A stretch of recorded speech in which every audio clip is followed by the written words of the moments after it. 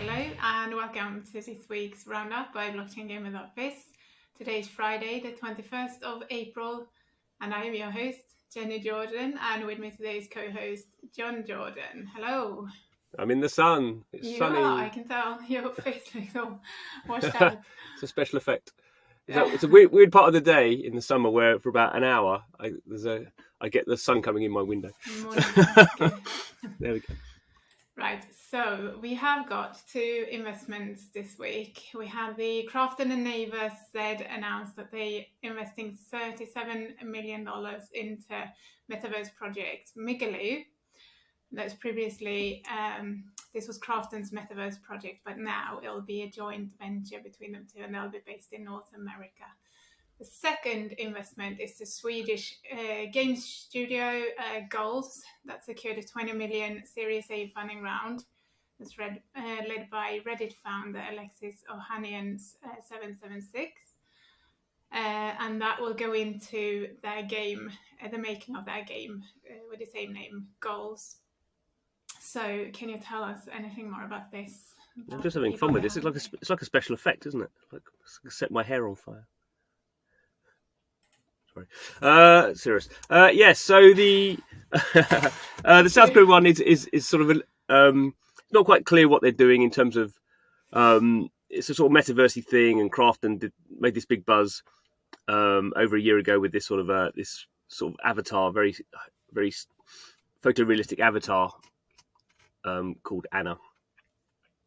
Which seems to be part of that, but yeah, it's not quite clear. I mean, it's whatever it's $38 million or $37 million, so sort of quite a lot of money. Crafton has lots of money because they run the PUBG game, so they're a very successful company. So, but it's not quite clear exactly what that is going to be. Although they did say it was going to come out this year, so it'll come out in 2022. So that'll be 2023. Sorry, so that'll be interesting.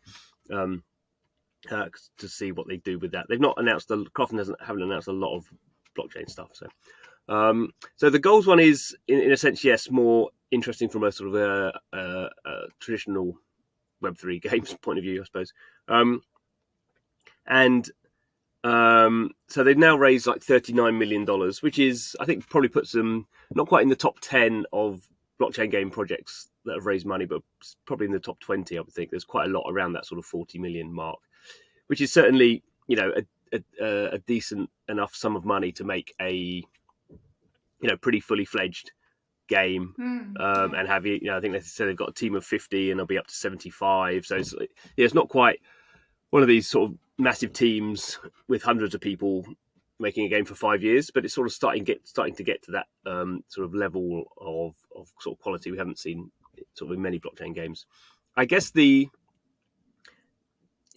sort of challenge here is they are effectively trying to sort of compete with FIFA as a soccer game. So in some ways that's clearly ridiculous, because FIFA is this 30-year game from EA. Every year it's the most popular sports game in the world.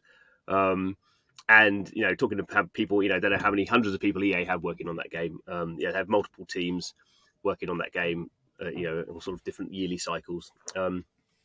And as we know, lots of young boys and young girls, but grown men as well. The FIFA is like the game they play. That's sort of their main game. So that's sort of a hard market to compete in. The interesting bit is that EA has lost the official FIFA license. So from next year, that game is called, I think it's EA Sports FC or something. It's a very bland sort of name that they've moved to because FIFA sort of changed how they license their brand, and it got very expensive. So EA lost the FIFA brand. So maybe that means there's a bit of an opportunity there, because that game will still be sort of the same game as it previously was, called FIFA, and now it's called EA Sport FC or whatever. So those players won't just go away, but maybe there is a sort of an interesting opportunity for other soccer games to do something.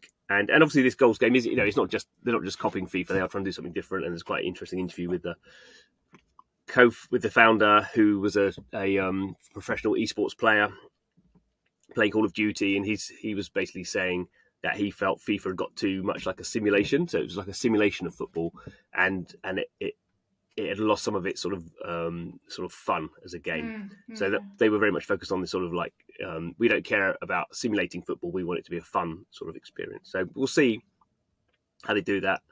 I guess one of my concerns would be they're a startup, which is not necessarily a concern, but when you have a startup, it normally takes them a couple of games to sort of get going as a company. So they're a startup, and they're trying to do this very ambitious project. So that's not to say they can't do it, but just that makes it sort of harder for them to pull that off. And then of course they've got the blockchain stuff, which I have to say I'm not entirely sure what the blockchain bit is here. They're basically, as far as I can see, what they are doing is they're not using licensed players. So obviously FIFA has all the licensed players, and everyone wants Mbappe and stuff. So they're going down the route where they're going to create their own players, which I think is sort of sensible for what they're doing. And they're going to have like a DNA system, so you sort of train these players, and they're all unique. So there's a sort of an NFT element there. But it was in fact interesting, even in the press release they put out about the funding, they didn't mention blockchain at all. They didn't mention Web3. They didn't even mention digital collectibles, which is a term people use when they... It's kind of interesting, isn't it? We see more and more games kind of taking that route. Well, I don't know, that's not based on any research really I've done, but it's just, I just sense that really, that I've seen more projects recently wanting to almost hide the fact that they're blockchain games, or that they're on, why do you think that is? Yeah, I mean that's the thing that's been around for a while actually. I mean, I remember back in sort of 2019 sort of complaining that all these games were all sort of crypto this or blah blah blah, and there was one game that actually changed their name from crypto. I can't remember what the game was, but they changed their name and took crypto out of it, sort of thing. And I think there is a sort of obviously an element now where the traditional gaming media, is pretty not quite as anti-blockchain as it once was, but it is still, most of them are still pretty anti-blockchain. So they're just not really going to write about a game that has blockchain in it, or if they do, they're going to be very snotty and say, this game sounds good, but it's got blockchain in it, so it must be rubbish. Obviously, the problem is if you are making a blockchain game, then presumably you must believe that blockchain is adding something to your project, and sort of, so to sort of be embarrassed about it and sort of lie, sort of almost lie, you could say, is a sort of, seems to me, a weak position. If you think blockchain is important for your game, then you should be arguing to people why you think this makes a better game. Yeah. So, I mean, in this one, I guess they think the PR people obviously want to get as much PR coverage as possible. So in this sort of situation, when you're talking about the, it's a funding round, so they're not really talking about the game very much. So I guess from that point of view, the PR could say, well, it's not relevant to this. We just want people to cover it as a funding round. And when we start talking about the game, we'll then start talking about what blockchain but as I say, as a project, Goals has not really spoken very much about blockchain. So it's, I would think it's just something, sort of a positioning that they've sort of taken, and sort of as they get closer to stuff being released, they'll sort of start talking more about how they're using that. Has this studio got any prominent names in terms of people who have made games before? Because he's a gamer himself, isn't he, the Torstensen? Yeah. So he's like one of these sort of entrepreneurial type people. So he's not really been in the games industry making games. He's been in esports. He had one of the early esports teams in Sweden that he was part of, and then sort of sold on. And he's done various other sort of IT sort of computer type games. So not himself. I mean, the rest of the team are, if you look at their histories or the ones I looked at, they have worked 20 years in games. So they're not like a bunch of school kids, like, So I think they're pretty solid from that point of view. Mm-hmm. But they're not like sort of all-star names that people would have necessarily heard of outside of sort of the games industry. So, they're sort of I think competent as a team. But as I say, I think until a game development team has sort of worked together and maybe shipped a game or shipped a couple of games, building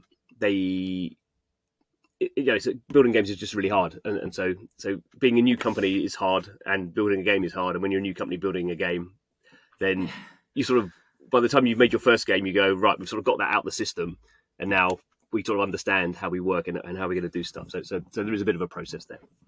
We'll see how they get on. Yeah, good. Let's move on.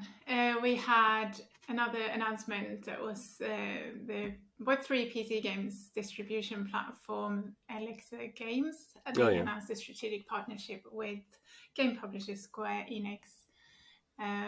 So it's kind of similar to the Ultra games platform, and we see a few more of these popping up. So can you give us some context around that?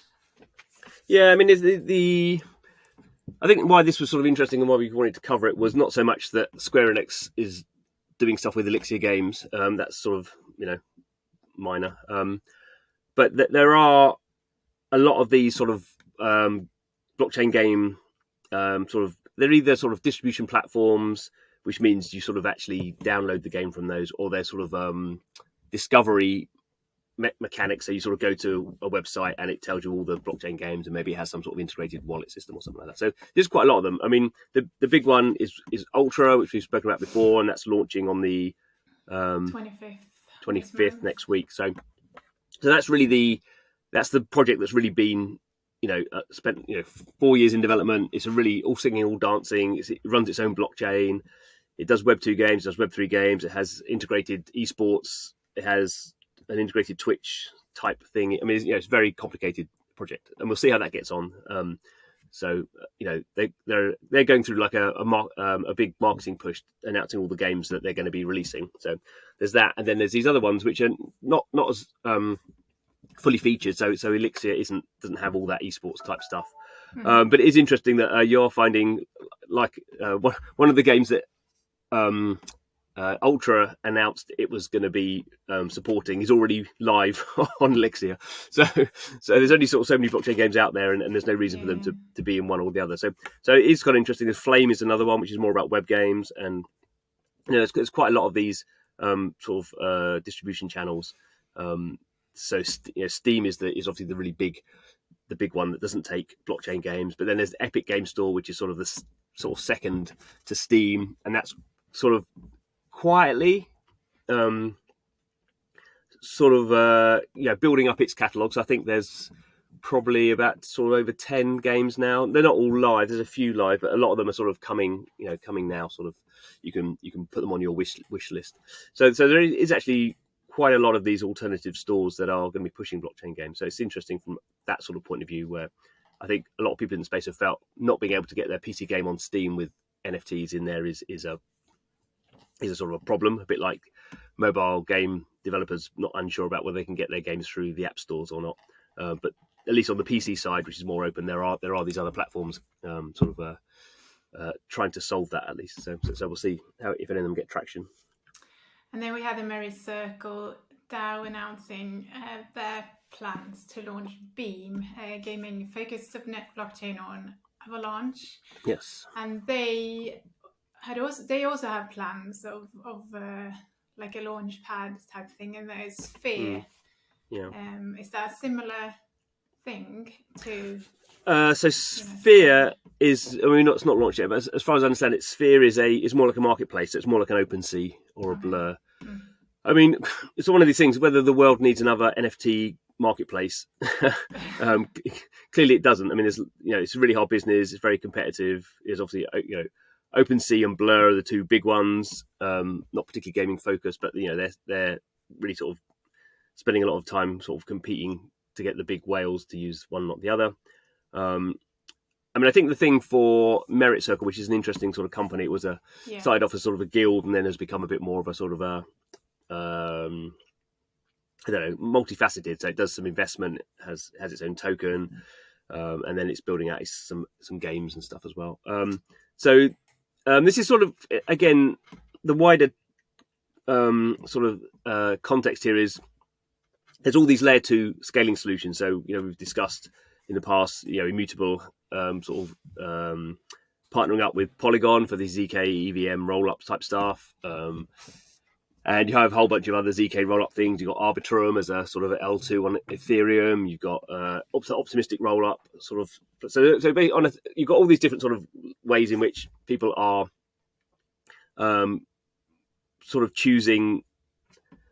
They sort of chosen Ethereum as their main sort of blockchain, and then within Ethereum, there's different sort of alternatives in terms of exactly what sort of secondary L2 blockchain, layer 2 blockchain we call them, which one you use. So, in a sense, Merit Circle is sort of making part of that decision, and Avalanche isn't Ethereum, but it's EVM compatible, so it's sort of compatible in general. And one of the things that Avalanche was always designed to do was have these things called subnets. Which are basically it's a layer 2 solution that games or any other product can use, and so it sort of has its own blockchain. And in the case of Merit Circle and this Beam thing, Merit Circle's doing this for its own stuff, so this Sphere marketplace and its own game, and then it's also managed to get some other games to build on that as well. So it'll be sort of a gaming infrastructure for that sort of for those sort of projects. I guess the interesting one that they did announce was Hashrush. So Hashrush has been around since like 2018. It's a very long-running sort of strategy game that's very slowly sort of getting built in stages. And Hashrush has gone through I don't know how many blockchains. So it's interesting that they're going for this Beam thing on Avalanche. They hadn't previously announced they were going on Avalanche. They'd announced they were going on the Near blockchain, and I can't remember one other one as well. So it's sort of interesting from that point of view. But I just kind of think it's just it seems to be lots of people announce sort of what blockchains they're on, and then in 6 months later something changes and maybe they move back. But as long as they're all within Ethereum, it's sort of you can sort of make those decisions. Yeah. Okay, and we had Gala Games revealing an upgrade for their native token, and they would do the second airdrop, is it, on the 15th of May? Yep. Not second airdrop, an airdrop of Gala V2 tokens to all the existing token holders of Gala. Yeah. So why are they doing this? Well, I don't. If you know, I don't really know. No, I mean, to be fair to them, I don't think anyone does this on a whim. So basically, all the existing Gala tokens, the ERC20 tokens running on Ethereum, are basically being replaced by a version 2 also running on Ethereum.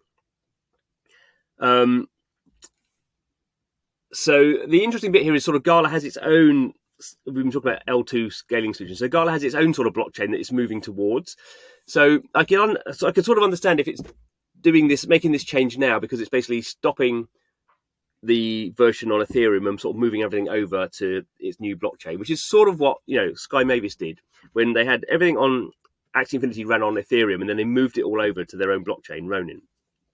So that was a real sort of hassle, and people probably lost assets in the move, and it just causes. It's not something you would choose to do. It's a bit of an absolute hassle, really.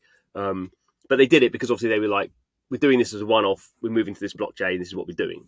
And the Sandbox similarly did a thing. Well, it's still the Sandbox basically started minting its land on Ethereum, and now everything's minted on Polygon. So they had this sort of migration process, and now some things are on.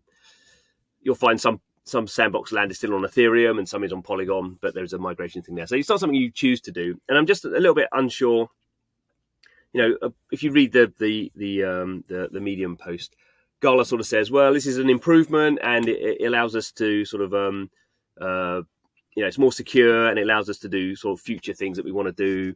And it's, it just make everything better, which I'm sure is the case. But it's, to me, if I was running a project, I'm not sure. To me, it just didn't seem like a strong enough reason to sort of do all this. And I guess from their point of view, they're saying for most people, it doesn't really matter. If you had 100 Gala tokens in your wallet, on the 16th of May, you'll have 100 old Gala tokens and 100 new Gala tokens. So, but equally, people do get confused. They go, what are these old Gala tokens? What are these new, so there is a confusion there.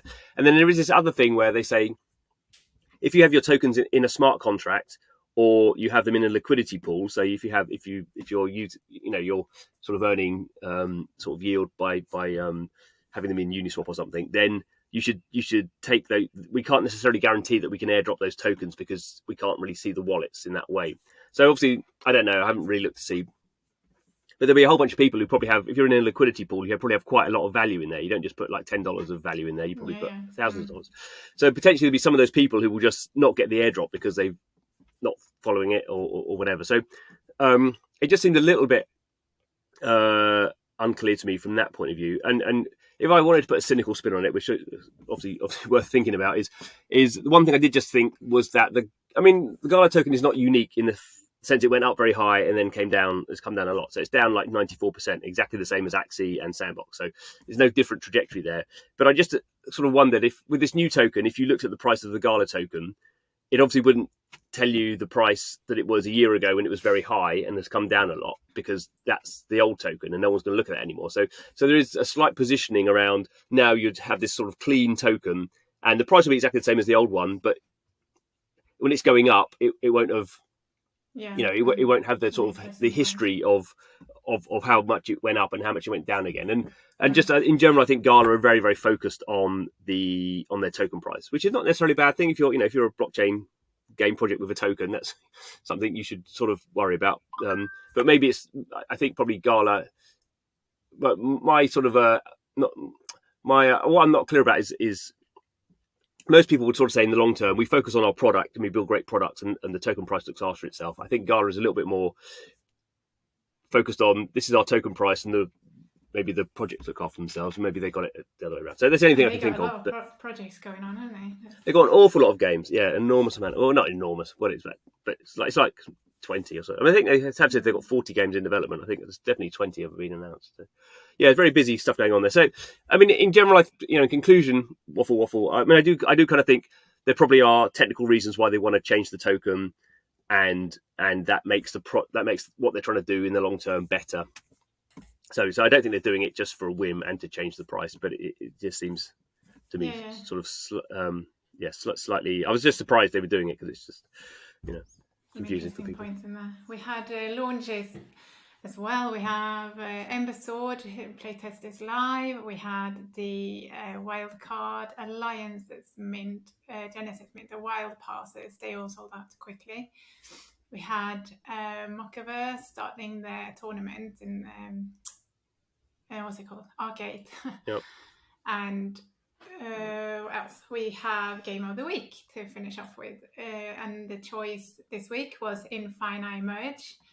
And it's partly chosen because the studio Infinite Gods, who developed Infinite Merge, also released news about their second title, Immortal Siege. But Infinite Merge is playable in alpha on browser, and so I played that a little bit, and I just wrote up some stuff about the game. So it's a merge game. Yes, merge game. Similar to Triple Town, isn't it? That I used to play back in the day. But I'm not very good with these games, but I do enjoy them. I enjoy that we can quite quickly and quite simply progress, get better, and then interesting with this project is that they go interoperable NFTs. So the sort of the followers and gods, what are they called? The elder gods. Elder gods, that you can get to get sort of boosts in the game. They'll be possible to also use in these other other titles. So this Immortal Siege, they've been like the Tower Defense game that's come out now. So I guess it's not just a merge casual sort of game. It's part of this bigger system of other titles coming out from the same studio, and it's got this theme running through their games of like ancient gods and civilizations, mythology. So it's interesting from that point of view. Have you got anything to say about that game? Yeah, I think it's exactly what you said. As a game itself, it does what it it does what you'd expect a merge game to do. It's very sort of high score focused, which something like Triple Town was very relaxing, really. You sort of played it and didn't really matter if you got a high score. If you got a high score, that was great. Yeah. How I played it, it was just that was a more relaxing sort of merge game. Where this is just a lot more high scores and that's fine, I suppose. Well, but the fact that you can earn more, I guess, by doing better on the leaderboard is an incentive to try and actually score well compared to just playing to waste time, basically. Yeah. But I don't think the game itself is not particularly interesting. The interesting bit is you have, I think they've said they're going to make 4 games in total. So you've got a merge game, this tower defense game is going live slowly, and there'll be these other ones. So that's sort of interesting in the sense that you can play the merge game, you can play the tower defense game, you can just play one or the other. But there's these there's these sort of assets, these Elder God NFTs, and these sort of other assets that sort of are used in different ways in these various games. So I think people talk a lot about interoperability in blockchain. It's sort of a concept, high concept people get excited about, but we've not really seen. It's quite hard to implement. So I guess that's the interesting bit. Is as these other sort of games they're doing sort of come out, is sort of how well are they. Have they sort of fulfilled some of the promise of interoperability? I guess is the interesting bit. Yeah. Good. So that finishes us for this week, and we will be back next week. Thank you very much. Goodbye.